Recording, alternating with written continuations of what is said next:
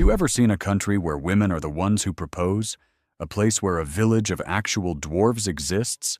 A town with only one resident, yet it has its own entry visa? And what about a street so steep that cars have to be parked sideways to avoid sliding down? How do the locals manage? What's even more surprising is that the cost of living is only 60% of what it is in the US. This is New Zealand, a strange land where what seems like a joke is actually true. Join us as we explore the 15 most bizarre and astonishing facts about New Zealand in today's travel documentary. Number 15. New Zealand, the land at the edge of the world.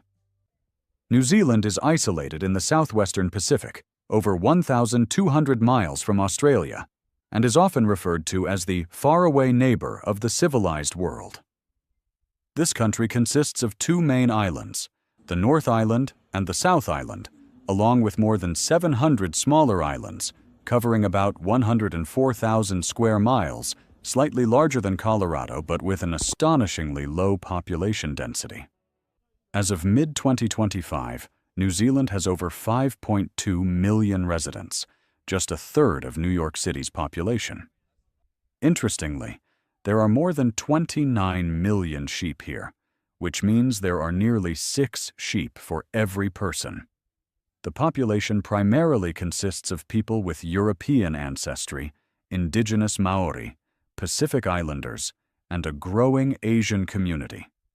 The official languages are English and Maori, a language that nearly vanished but has seen a strong revival in culture and education. New Zealand boasts a diverse landscape that stretches from snow-capped mountains and glacial lakes to tropical rainforests and pristine beaches. The climate is mild, with 4 distinct seasons, and winter runs from June to August, an interesting reverse compared to the Northern Hemisphere.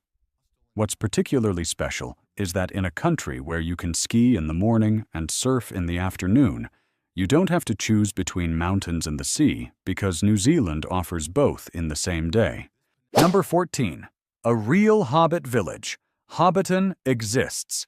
Have you ever dreamed of stepping into the world of Frodo Baggins? In New Zealand, that dream is not only real, but so immersive that you might forget you're in the 21st century. Hobbiton, the legendary village from The Lord of the Rings, is located in Matamata on the North Island.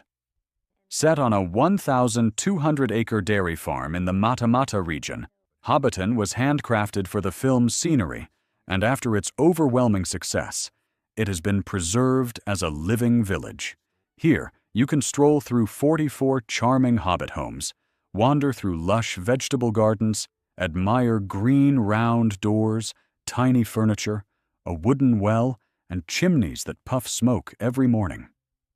There are no plastic items or LED lights. Everything is made by hand from real stone, wood, and plants. The residents of Matamata are genuine and consider hospitality an integral part of their culture. They call you mate, even if it's your first meeting, and are happy to offer you a cold beer or help you find your way with all their heart.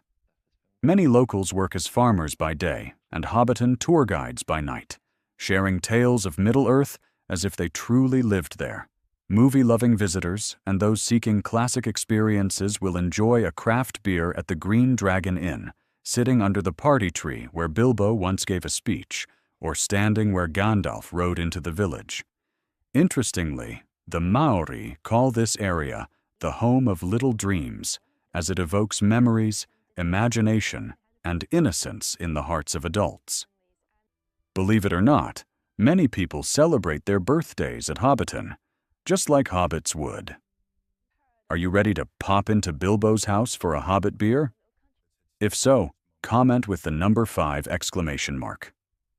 If you're having second thoughts because you think you're too old for a fairy tale, then comment with the number 6 exclamation mark. Number 13. A land of amazing women. If you think beauty requires makeup, fancy dresses, or lofty poses, New Zealand women will redefine the word attractive for you. They grow up surrounded by mountains, oceans, and fresh air, where hair blowing in the wind after a day outside becomes a badge of freedom. From Wellington to Queenstown, you might encounter girls in sweatpants and hoodies, driving rugged trucks, surfing alone at dawn, and teaching yoga by the campfire at night. They often go without makeup, embracing their natural curly hair, sun-kissed skin, and a confident beauty that isn't painted on, but lived out every day. New Zealand women were the first in the world to gain the right to vote in 1893, and they continue to rank at the top globally for gender equality and personal freedom. They run farms, even operate businesses from tiny homes on hills, enjoying a minimalist yet happy lifestyle. Particularly interesting, in Wellington, women often take the lead in dating and are very friendly to foreigners. You might find local girls chatting happily in cafes, sharing hiking tips, or simply greeting you with a "G'day, mate," something you don't find everywhere in the world. And if you're wondering if they're open to international love, the answer is very likely, especially if you're kind, genuine, and ready to share a simple and free-spirited life with them. Want to know how to befriend them? Leave a comment with the number 8 exclamation mark. I'll share tips on connecting with a wonderful woman the Kiwi way. Number 12. Waitomo, New Zealand's underground galaxy. In New Zealand, you don't have to look up to see the stars. You can just look down into the cave. The Waitomo glowworm caves are one of the most beautiful and strange places in the world, where millions of Arachnocampa luminosa, a species of glowworm found only in New Zealand, glow like an underground galaxy. Waitomo is made up of ancient limestone that's more than 30 million years old, dating back to before the dinosaurs went extinct. Interestingly, these glowworms spin webs and glow to attract prey. The cave tours take place in complete darkness, where you'll drift through the cave on a boat, no flashlights, no talking, just the sound of running water and the brilliant starry sky above. It feels like flying through space. No wonder many filmmakers have called it a place that's actually more beautiful than CGI. Discovered by Maori hundreds of years ago, Waitomo has deep spiritual significance and has welcomed visitors since 1889. Every year, more than 1 million tourists from all over the world visit this magical place. Number 11. Unique spa services only found in New Zealand. Have you ever relaxed in an outdoor jacuzzi in Colorado? Now, imagine a wilder, more primitive version. In New Zealand, especially in Rotorua, known as the capital of hot springs, people come not just to bathe, but to connect with nature by soaking in cedar tubs surrounded by forests. They believe that soaking in hot springs is a way to wash away fatigue, heal the spirit, and prepare for major life milestones. Today, this tradition is brought to life at famous spas like Hell's Gate, where you can immerse yourself in traditional Maori mineral mud before relaxing in a cedar tub overlooking a volcano. Some places even serve hangwai, food cooked with geothermal steam, just like the Maori ancestors used to do. At onsen hot pools in Queenstown, you can soak among snow-capped mountains, gazing at the legendary Remarkables, feeling as if you're bathing in a relaxing version of The Lord of the Rings. Many couples even choose to get engaged or celebrate anniversaries in the wooden tub under the stars above hot waters. With prices ranging from $30 to $60 per visit, you're not just buying a bath. You're purchasing a ticket back to nature and to yourself. Would you choose a 5-star hotel or a wooden tub in nature? Comment below. Number 10. Baldwin Street, the steepest street in the world. Can you believe that in New Zealand there's a street so steep that if you drop a tennis ball, it'll roll almost endlessly?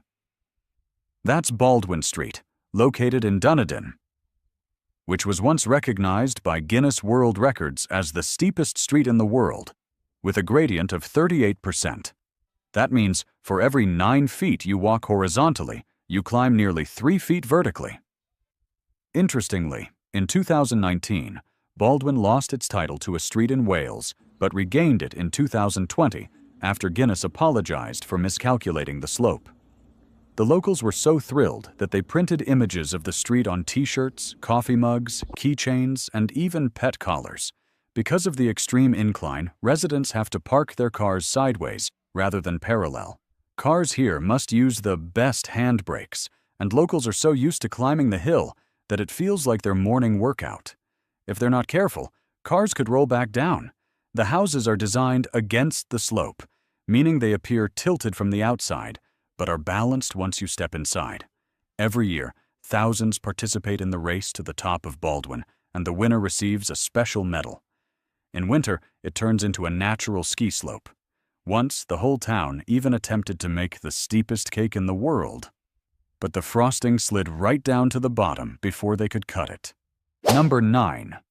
Wangamomona, the most unique town in New Zealand. Wangamomona is a small town in the Stratford district and the Manawatu-Wanganui region of New Zealand, with just 30 to 40 residents. It's famously the only place that ever declared itself a republic with its own passports, national holiday, and even a president. Interestingly, the government building here is actually a Victorian pub over 100 years old. Visitors can enjoy a cold beer while applying for a Republic passport for just a few dollars, all completely legal within the town. Nearby is what is probably the world's smallest gas station. Just a single pump with no awning, no staff, and you fill up and pay yourself. The culture here is all about absolute mutual trust. No one locks their doors during the day. The houses around town are handcrafted from wood, with dark-colored metal roofs. Backyards often double as goat pens or garages. Some homes retain their early 20th century architecture, featuring long porches, wooden paneling, and trellises covered in climbing vines. There are no police, no security cameras, and no traffic lights, yet the town has remained peaceful for a century.